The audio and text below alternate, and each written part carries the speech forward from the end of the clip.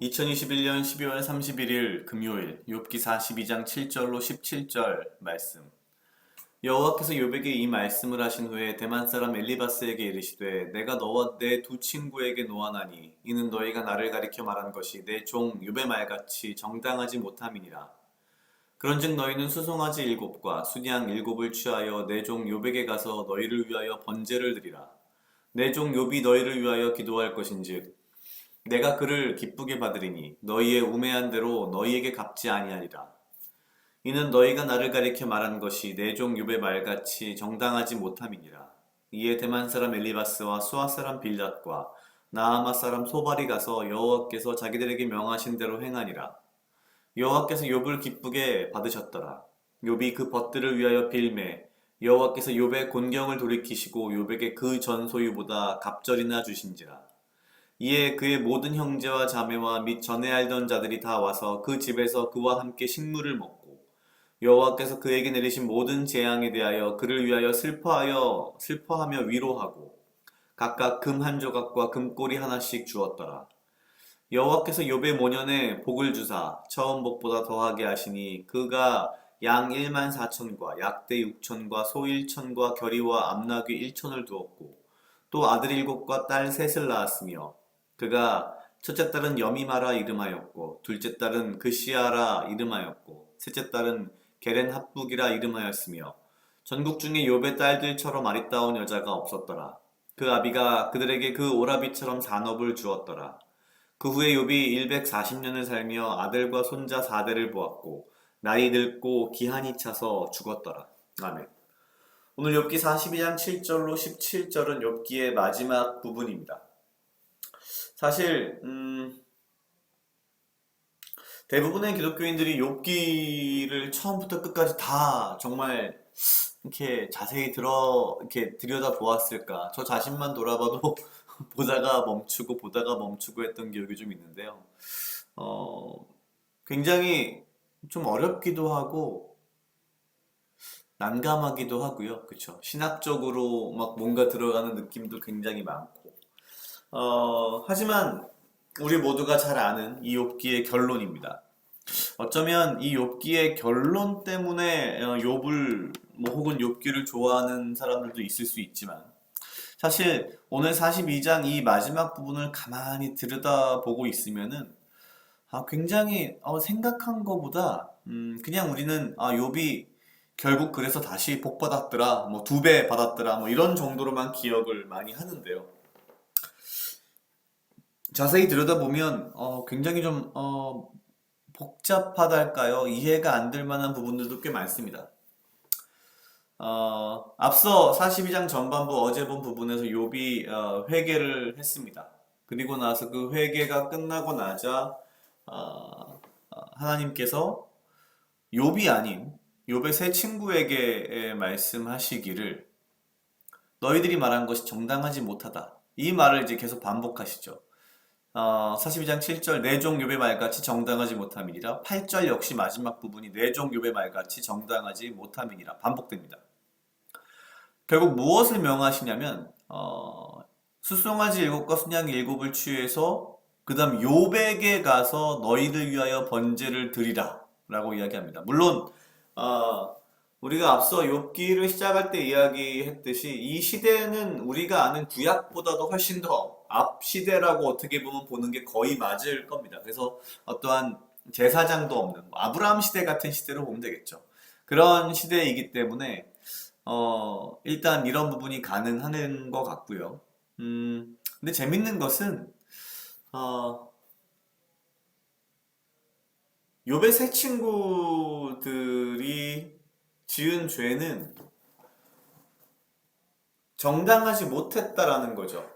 뭐였냐면은 욥을 최소한 먼저 위로하고 뭐 이래야 맞는데 자꾸 뭔가 자기들의 잘난 척을 위해서 욥을 더 막 괴롭히는 그런 상황이었던 건데 욥은 회개하면서 끝이 났고 욥의 세 친구들은 숫송아지 일곱과 수양 일곱을 가지고 번제를 드리게 됩니다. 그러니까 굉장히 이들의 죄가 큰 거죠. 욥의 죄보다 어찌 보면 이들의 죄가 더 커 보입니다. 어, 하나님이 욥에게는 너 번제를 해라 이런 말씀을 안 하시거든요. 근데 이 세 친구들에겐 그 얘기를 합니다. 근데 또 재밌는 것은 그 일곱 마리의 숫송아지와 수양 일곱을 취해서 욥에게 가서 욥이 번제를 뭐 드리고 기도하는 마치 제사장의 역할을 하는 것처럼 되는데 그것을 또 하나님이 기쁘게 받으시는 거죠. 어, 그리고 또 여기에 연장선상에서 되게 저도 그냥 무심코 지나쳤던 부분인데 42장 10절입니다. 욥이 그 벗들을 위하여 빌매 여호와께서 욥의 곤경을 돌이키시고 욥에게 그 전 소유보다 갑절이나 주신지라. 그러니까 사실 뭐 물론 꼭 그렇게 이해하지 않을 수도 있겠지만 42장 10절을 가만히 들여다보면 욥이 그 친구들이 가져온 일곱 마리의 숫송아지와 일곱 마리의 이 숫 양을 가지고서 하나님 앞에 번제를 드리고 친구들의 죄를 용서해 주실 것을 욥이 하나님께 구했을 때 그 친구들의 죄도 면해졌지만 동시에 여호와께서 욥의 곤경을 돌이키시고 욥에게 그 전세보다 갑절이나 주셨다. 그러니까 욥이 그 친구들을 용서했을 때에라고 어찌 보면 볼 수도 있을 것 같은데요. 그러니까 하나님이 어찌 보면은 결국 이 모든 환란을 시험을 욥이 잘 통과해서 그래 너 잘했다라고 해서 물론 축복하셨을 수 있지만 그런 부분도 있겠지만 오늘 42장 10절은 욥이 이러한 환란 가운데 자기를 핍박했던 친구들을 용서하고 그들의 죄를 용서해 주실 것을 하나님께 구했을 때에 하나님께서 욥의 곤경을 돌이키시고 욥에게 그 전 소유보다 갑절이나 더 주셨다라고 지금 10절은 이야기하고 있는 거죠.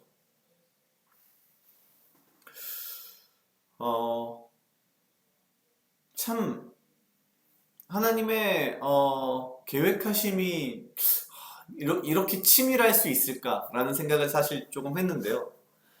앞서 이 욥기가 42장까지 흘러오는 가운데에서 이 세 친구의 끊임없는 그 겉으로 보기엔 맞는 말인 것 같은 얘기이지만 결국 욥을 괴롭히는 말들, 이런 말들을 결국 입으로 죄를 지은 이 사람들, 그런데 그 상처를 받은 욥이 그들을 용서하고 그들의 죄를 용서해 주실 것을 하나님께 구했을 때에 그때 가서 욥의 곤경이 돌이켜지고 하나님께서 욥에게 그 전보다 소유를 갑절이나 주셨다라는 것은 마치 주기도문에 등장하는 그 구절처럼 하나님이 우리의 죄를 용서하신 것처럼 우리가 또한 우리의 이웃의 죄를 용서해야 하겠다라는 그 말을 굉장히 떠올리게 하는 그런 부분인 것 같습니다.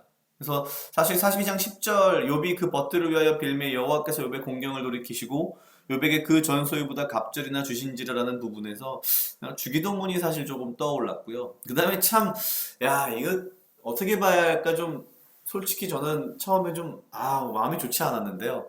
그 다음 이제 42장 11절에 이렇게 되어 있습니다. 그 이에 그의 모든 형제와 자매와 및 전에 알던 자들이 다 와서 그 집에서 그와 함께 식물을 먹고 여호와께서 그에게 내리신 모든 재앙에 대하여 그를 위하여 슬퍼하며 위로하고 각각 금 한 조각과 금고리 하나씩 주었더라.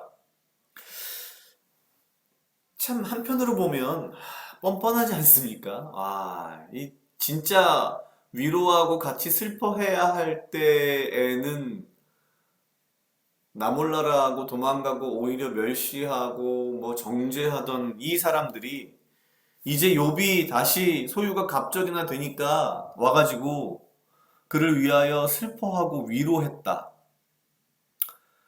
근데 이들도 결국에는 어떻게 보면 이게 당시 고대 근동 지역의 어떤 관습인지 모르겠지만 각각 금 한 조각과 금고리 하나씩을 주었더라라는 이 표현이 자신의 어떤 글쎄요 잘못에 대한 뭐 회개의 의미인지 용서를 구하는 의미인지 아니면 슬퍼하고 위로하는 의미였는지는 모르겠지만 내가 욥이라면 참 이 사람들 꼴도 보기 싫었을 텐데 욥은 이 사람들을 이런 방법 없이 그대로 다 받아들인 것으로 보여집니다.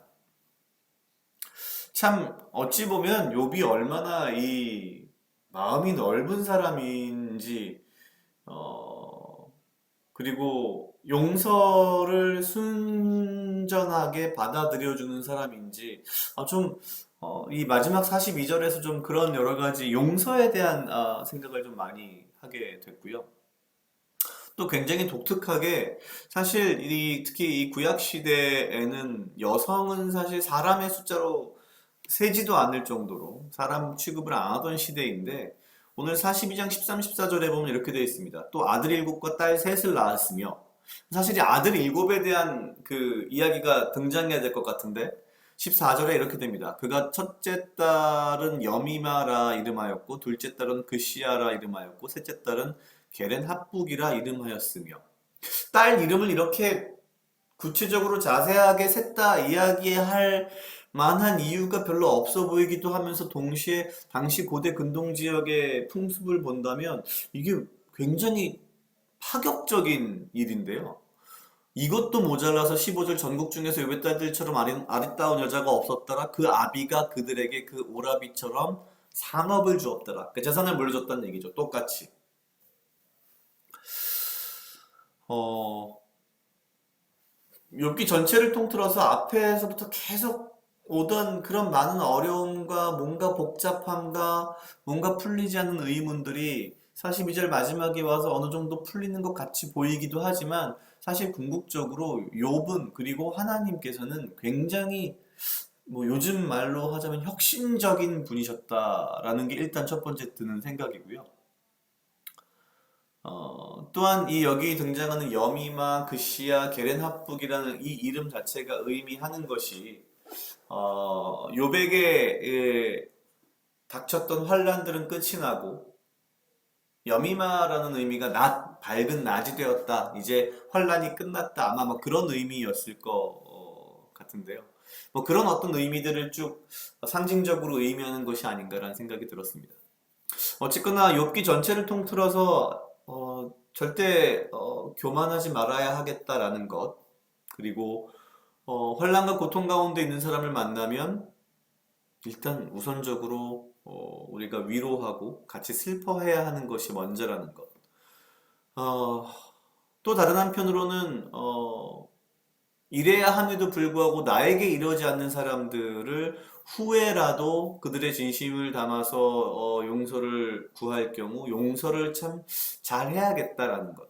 사실 용서라는 게 되게 어렵다라고 저는 개인적으로 생각을 하는데 욥은 참 그런 면에 있어서 마음이 넓은 것 같다라는 생각이 또한 들었습니다. 용서에 대해서 그리고 주기도문에 대해서 다시 한번 고민하게 되는 생각하게 되는 그런 욥기의 마지막이었고요. 이렇게 또 2021년 마지막 큐티가 끝이 나는데 욥기로 2021년을 마무리하면서 2022년은 좀 더 2020년, 21년보다는 좀 더 행복하고 즐겁고 은혜롭고 주님의 말씀 가운데에 정말 어, 은혜가 풍성한 그런 한 해가 되었으면 좋겠다라는 그런 생각이 들었습니다. 각자 약 2분 정도 묵상하시겠습니다.